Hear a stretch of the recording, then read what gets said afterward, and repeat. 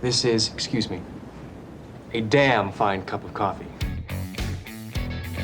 It was one of the most groundbreaking dramas ever to hit the small screen. I know who killed Laura Palmer. In 1990, Twin Peaks mesmerized audiences with a cast of quirky characters, The lady with the log. I would call it a log lady. surreal plot twists, and an offbeat world that could only come from the mind of director David Lynch.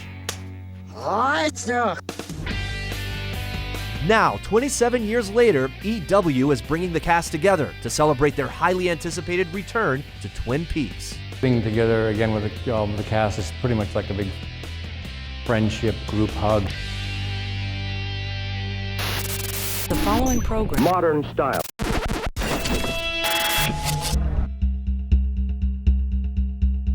Diane, 11:30 a.m., February 24th. Entering the town of Twin Peaks.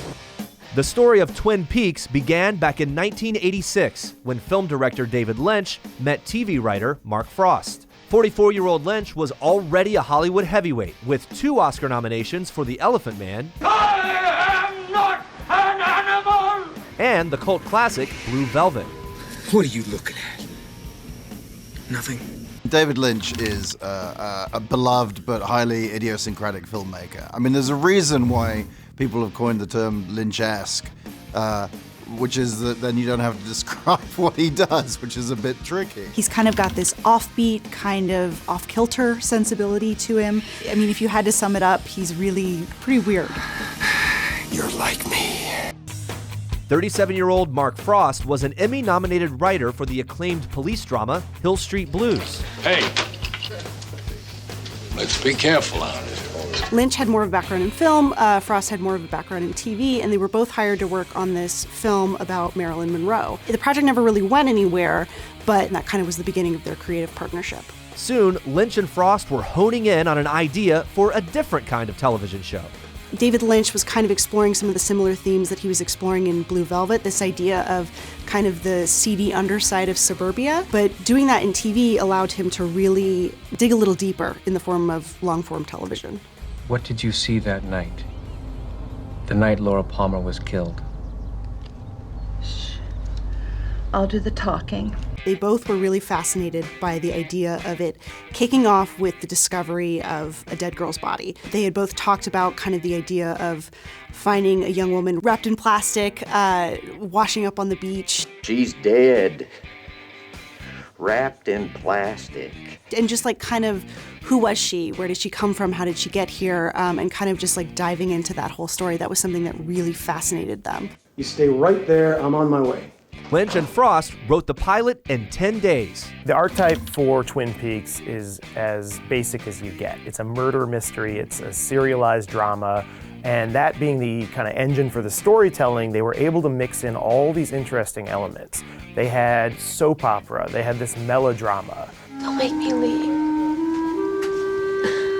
Please. Also adding some of those very Lynch-like elements of the supernatural and horror, this kind of seediness. Your hands where I can see them. ABC greenlit Twin Peaks and ordered 8 episodes. The series revolved around one simple question. Who killed Laura Palmer? Who killed Laura Palmer? Who killed Laura Palmer? I'm at the Twin Peaks County morgue with the body of the victim. What's her name? Laura Palmer.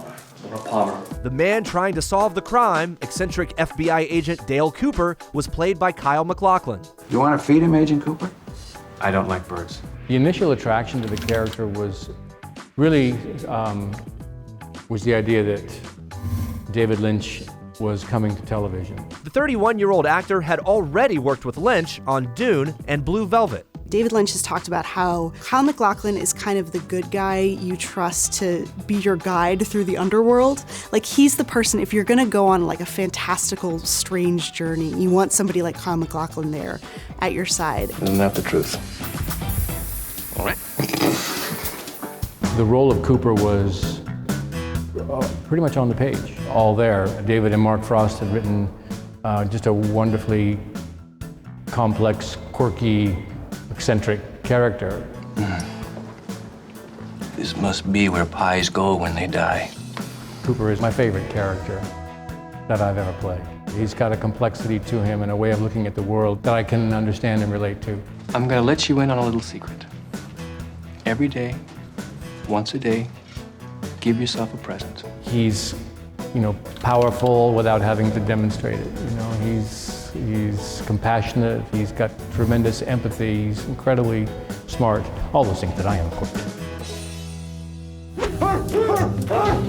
I just got lucky. I got lucky that I got to play this such a, cool kind of character. I'll see you in my dreams.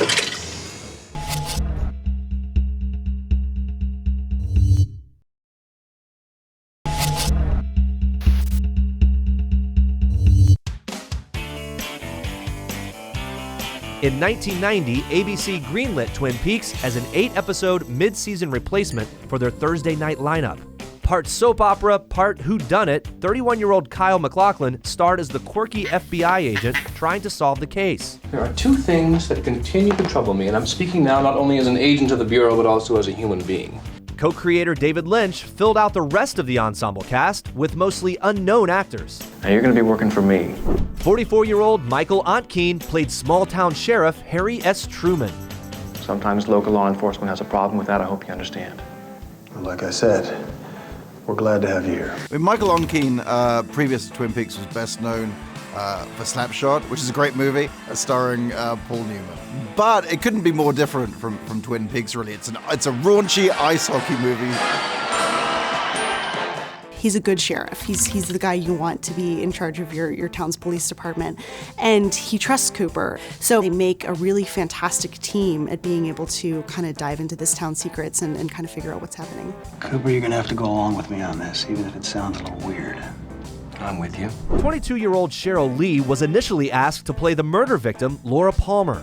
I had never done television or film before, and I was originally only hired for about 4 days as a corpse, just with a few flashbacks. I was just thrilled to be able to try something in television, but mostly to work with David. And then the role sort of kept going from there.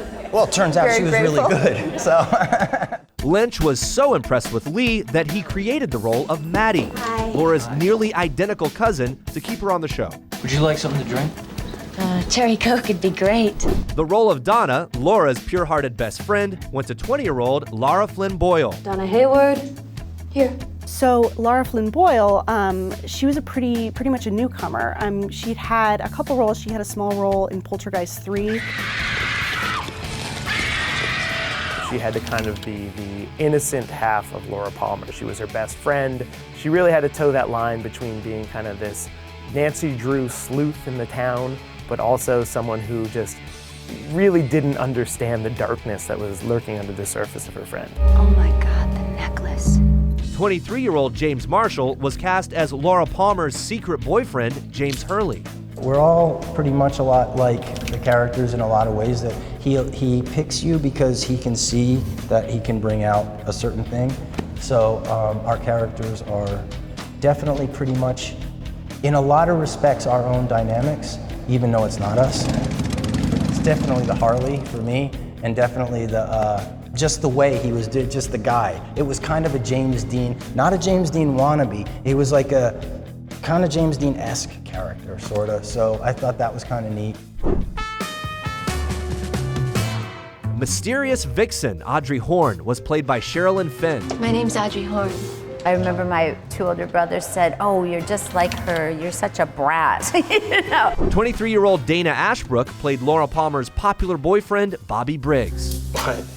Me worry? Bobby, you're wanted in the office. Who wants me in the office? He's a football player. He doesn't really respect authority. He kind of, does what he wants, and he doesn't have an airtight alibi for the time of Laura's death, and they've been having some problems, so he is one of the very first suspects. So what? If I had a fight with her, if I sang songs with her, if I went skipping rope with her, what difference does it make? I didn't kill her! What attracted you to the role? What attracted me to the role, honestly, was this was the guy that was a lot cooler than I I am or will ever be. You know, he's just like cool, and he got to do all these cool things that were written in the script, you know, surfing on top of a car, all that stuff that, you know, it's like barking. Kissing girls. Kissing the hot girls on the show. You know, I just got lucky. I got lucky that you know, I got to play this such a, you know, cool kind of character. You heading out, Shelly? Yeah, I'm heading home. Fresh-faced Madchen Amick landed the role of Bobby's secret lover, Shelly Johnson. I went in and met David and I read for Lara Flynn Boyle's part because I didn't know this then. They wrote the part for me. It didn't exist before I went in, and so I had read another part. And I just remember at the end of that meeting with David, he just at one point said, "You want to do this TV series with me?" And I was 16 and was like, yeah! Norma, I'll see you in my dreams. Not if I see you first. TV veteran Peggy Lipton played the lonely waitress Norma Jennings. I bet you get all kinds of Romeos in here begging for favors. I usually tell them I have a homicidally jealous husband who's doing 3 to 5 for manslaughter. The 43-year-old actress was already well known for her role in the 70s classic Mod Squad. I think David Lynch just called to see me. This is the way I remember it. I hadn't seen the script, and he called to see me, and I went into his office, and he had a huge desk, and there was nothing on the desk except my 8x10. And I thought, what is he up to? And he just talked to me. And then I did a test for ABC at the time, and then I got the part. It was great. The whole thing was like magical. 44-year-old Everett McGill signed on to play Norma's lover, Big Ed Hurley. Buy you a coffee? Can't do it. David, I worked with him on a film called Doom, and he gave me the nickname Big E. Sometime after that, he approached me with, he said, if I do something where you get to be cool and country at the same time, would you do it? You know, that sold me. It's not the first time. It won't be the last. But I'm in that doghouse again. Rounding out the ensemble cast was 36-year-old Wendy Robie as Big Ed's unstable wife, Nadine Hurley. And Ed, just listen to this.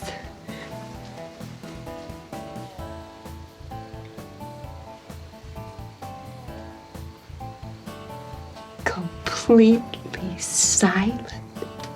I don't think I've ever played a character that hurt as much as Nadine. Nadine is a stock soap opera character.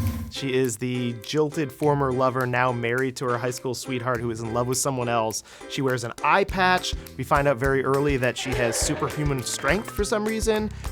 Always obsessed with the curtains. I was inventing a noiseless, completely silent drape runner. She's so many things. I mean, of course she's funny. She's really funny, and who doesn't love to be funny? But she was so innocent. There was so much pain in her, you know. And she was really in love. Yeah. On April 8th, 1990, Twin Peaks premiered with a 2-hour pilot. More than 35 million viewers tuned in, and the show became an overnight sensation. Good Lord, Laura.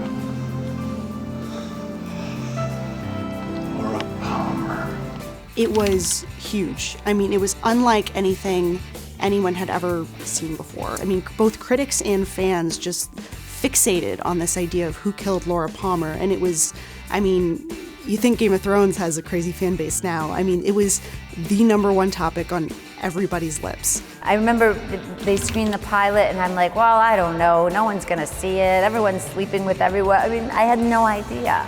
Audrey, you're a high school girl. I'm an agent of the FBI. So do you want me to leave or what? It was new for its time. The characters did things that you didn't expect them to do. But it was more than that. You know, it was a world, it was a you kind of immersed yourself in a different place. I think people forgot where they were when they watched the program. They could have just kind of fell into the world of Twin Peaks. You know why I'm whittling? Okay, I'll bite again. Why are you whittling? That's what you do in a town where a yellow light still means slow down, not speed up. Twin Peaks came out and I think gave the audience what they were craving, which was intelligence and mystery and something different. Damn, I still can't get the taste of that fish-filtered coffee out of my mouth. It was like subtlety all the way, and you had time to think about things and talk about things and contemplate it and get scared. All of a sudden, people were realizing, wow, you can make a television show look as cinematic as these really beautiful movies that you see on the big screen. And slowed the pace down. Slowed the pace down. Literally slowed television's pace down. They were taking a huge risk putting this on the air. Again, I'm amazed that this even got made, but I really think once it hit the zeitgeist, it really took over the culture. Oh, it fell down. I think a lot of people realized this is really not like anything else we've ever seen, and they stuck with it. David's little secret whisper to me, I think we can tell after all these years, was, it's a baby. Ed, you make me sick! I just screamed bloody murder.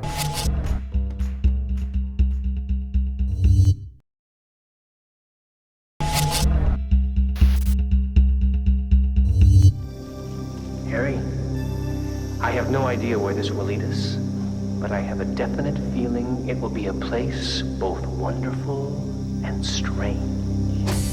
In 1990, Twin Peaks was a pop culture phenomenon. 21. Mother always said I was born lucky. It seemed like everyone with a television wanted to know who killed Laura Palmer. I don't think anyone could have a water cooler conversation in the 90s that did not involve Twin Peaks and what was happening. The runaway hit series created by David Lynch and Mark Frost was nominated for 13 Emmys and won 3 Golden Globes, including Best Drama. Oh, Maresy Dotes and little lambsy diving, a kiddly divey too, wouldn't you? Twin Peaks was really the first prestige TV drama where it could be both highly watchable but also kind of high art. What made Twin Peaks stand out initially was that David's not afraid to go and shine a light into the dark corners. He sees beauty in them and truth. He was never afraid to show that truth. It was really all about David. The thing about Lynch is that he really does meld together what theoretically should be very clashing genres. It's, to some extent, a detective story. It's also a soap opera, a supernatural story, and, you know, it's also just plain weird.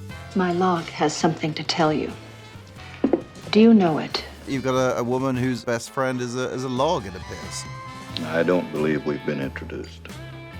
I do not introduce the log. For an Oscar-nominated director to make the jump into television, that doesn't seem so strange now, but at the time it was unheard of. But it really paid off because he created this beloved television show and really opened up his sensibility and his artistry to a whole new audience. Fire, walk with me.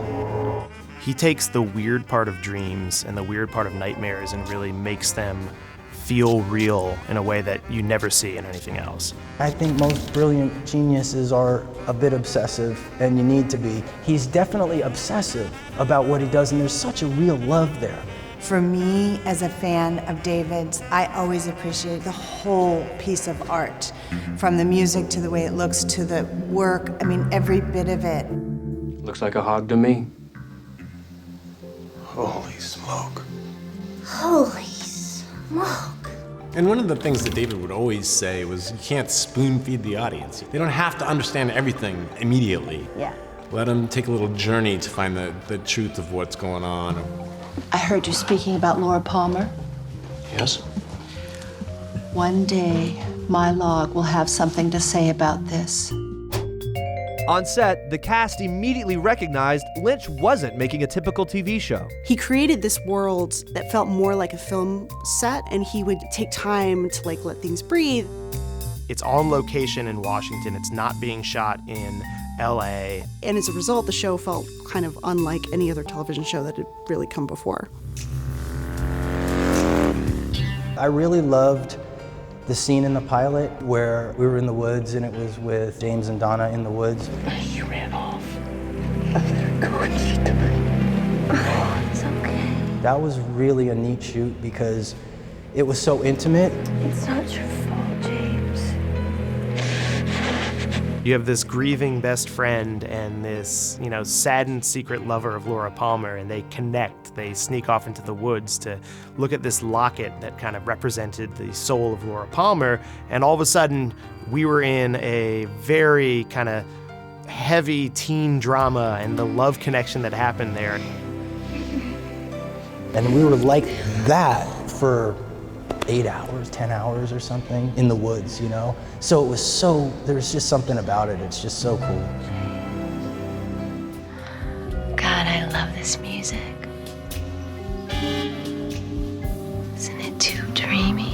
What I find so amazing is that the dancing scene, and the day of it, David showed up and said, all right, everybody get a cappuccino, we're rewriting the scene, and Audrey, you're gonna dance at the end. And I was like, what? In David Lynch's style, he really loves happy accidents.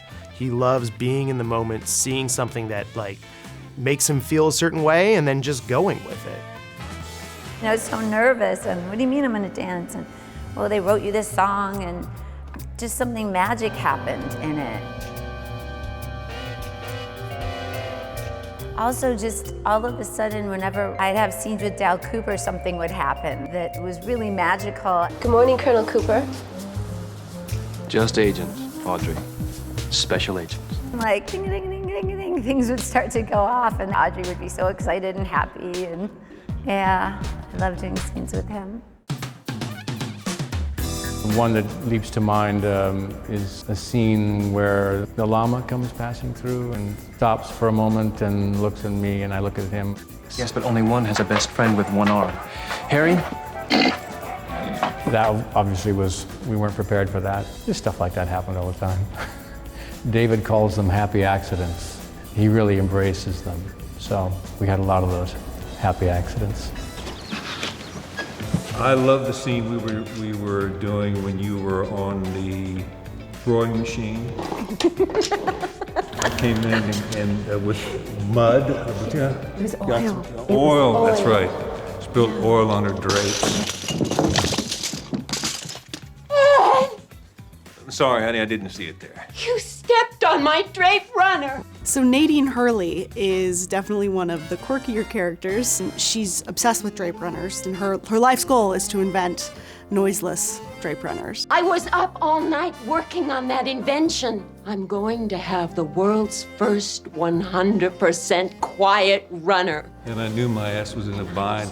Oh, Furious. oh, And David's little secret whisper to me, I think we can tell after all these years, his little secret whisper that you weren't allowed to hear was, it's a baby. Think it's a baby. And then when he drops that oil on it, I just scream bloody murder. Ed, you make me sick! And then later, it was the oil dropping on it that made me think of the cotton balls. Or, as Nadine said, cotton balls. Cotton balls. And the oil on the runners, that was the silent drape runners. So it was that happy accident. That was my greatest invention. By God, those things would be quiet now. Whenever we would have a kissing scene or anything that was romantic or whatever, I'd always, defer to David on what level. How far to go? Be should it be a 1 to 10, 10 being highest? What would it be? And he'd always come up with an 11. Yep. I was always just so grateful to him to give me the green light to be able to go for an 11 with Madchen over here. It's driving me crazy. There was the scene where we're out in the forest and I'm throwing the rocks at the bottle and I'm using that technique to maybe figure out who might be guilty or not guilty. I should strike the bottle after Sheriff Truman says a particular name. Make a check to the right of that name. So one of the first times we really get a sense of Agent Cooper's investigative methods, which are perhaps a little unorthodox, is where there's this great scene where he basically sets up bottles and throws rocks at them to kind of let things guide him towards the right answer. He's someone who really relies on his dreams and his intuition in a way that to kind of help him solve his murder. The idea for all this really came from a dream? Yes, it did.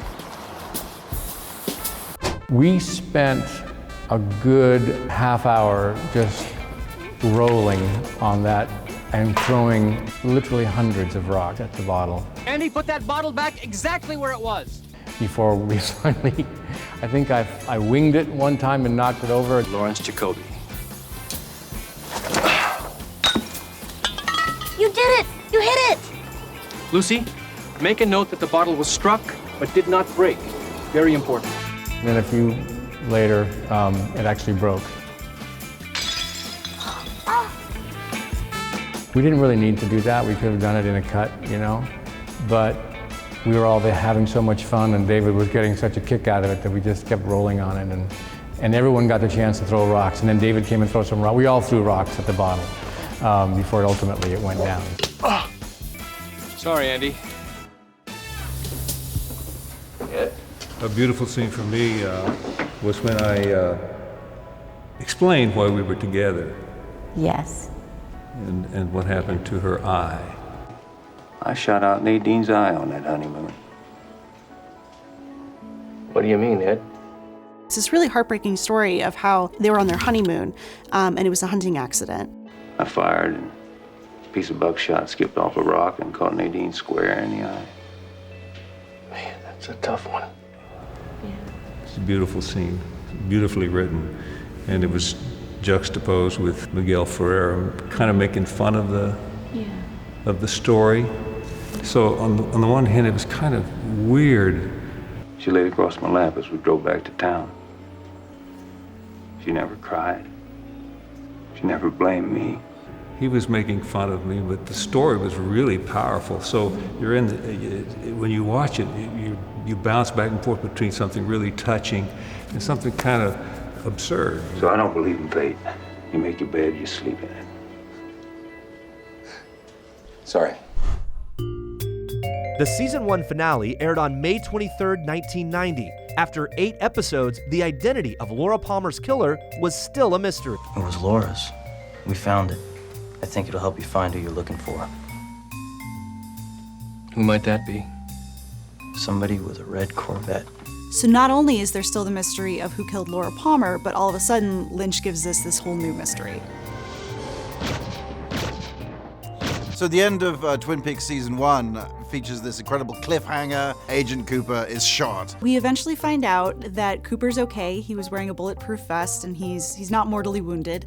But it's this really big climactic moment. Everybody was very excited. Everyone was waiting for Twin Peaks to come back. Who shot Agent Cooper? So David reached out to me and just said he had something very important to talk with me about. And he told me what he was planning, that he and Mark had found a way back.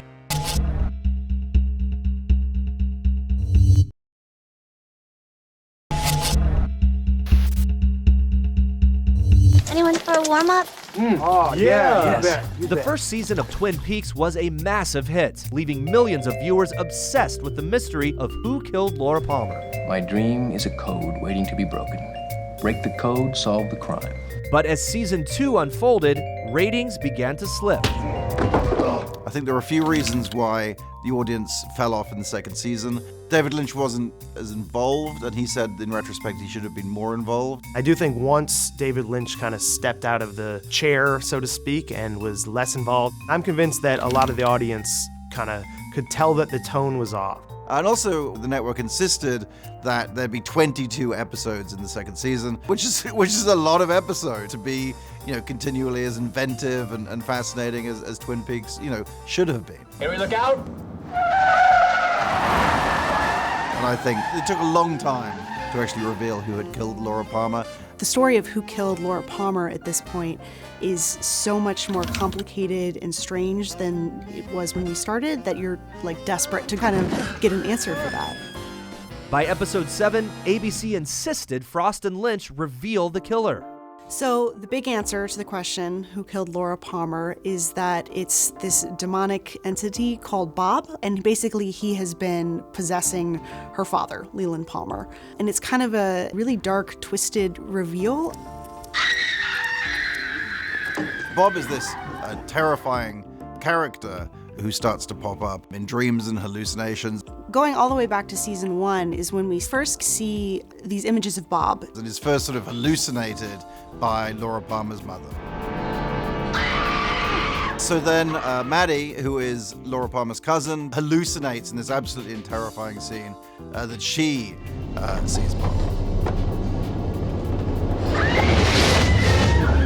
And then Bob turns up again and talks to Agent Cooper himself in a dream. But I promise I will kill again. You know, he's this extremely creepy, malevolent presence, but we don't quite know who he is or how he ties into this story. But as time goes on, we start to figure out and learn who he is, and that he's basically this demonic entity who possessed Laura's father, Leland, and while Leland was possessed, he killed his daughter.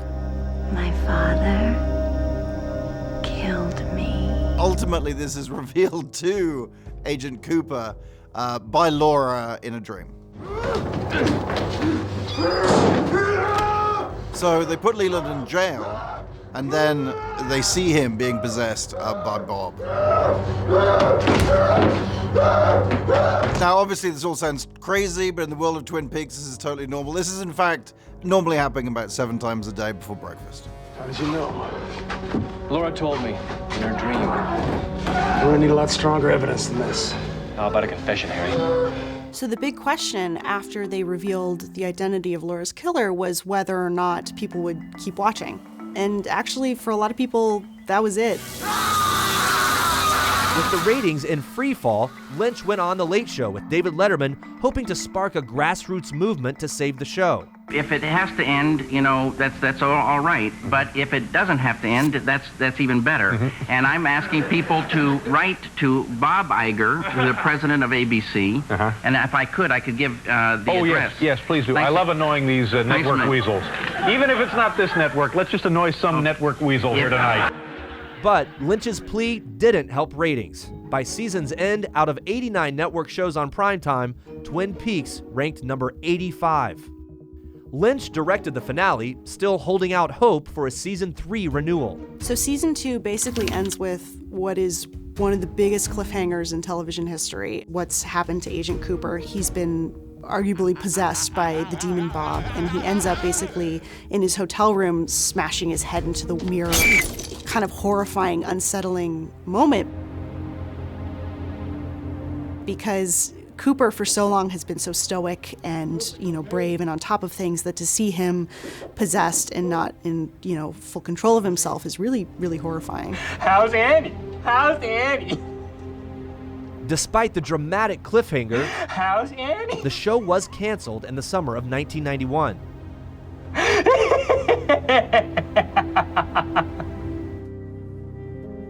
But the following year, David Lynch brought Twin Peaks to the big screen with Fire Walk With Me. Fire walk with me. So with Twin Peaks Fire Walk With Me, a lot of true fans were expecting to finally get the answer to what happened to Cooper, but instead it was more of a prequel. It kind of followed the last few days of Laura Palmer's life before her death. Laura! Don't! Come on! Lynch had talked about hopefully doing more films and kind of checking back in on Twin Peaks and kind of exploring some different parts of this universe. The film was never that much of a box office hit, so any sequels never really got off the ground. But over time, a cult following has continued to grow around the offbeat franchise. Twin Peaks has such a rabid fan base. It's such a bizarre, quirky little show that it inspires a passion in a way that very few other shows do. And for years now, there have been rumors that it would return. I'll see you again in 25 5 years. So I had heard, the whole, the tweeting and the things. I've heard all of it, nothing official. For years. Yeah. We meet occasionally and have a cup of coffee, and he would say, no, I'm not doing it. And his daughter Jem would say he'll never do it. Then, on October 6, 2014, David Lynch sent shockwaves through the Twin Peaks universe. The reboot was real. When it was first announced, it blew up the internet. I mean, people were they couldn't believe that 25 years after the show had originally aired that we were going to be returning to Twin Peaks again. I was at a friend's house and somebody said it's like online, people saying he's doing it. Before I freaked out, I wrote him an email. I said, I'm not believing any of this until you confirm that this is or is not happening. And when he said it was, I literally screamed in the middle of a restaurant, ran out the door. People thought I was crazy, but I was ecstatic. I mean, in my little mind, I could do Twin Peaks again and live happily ever after.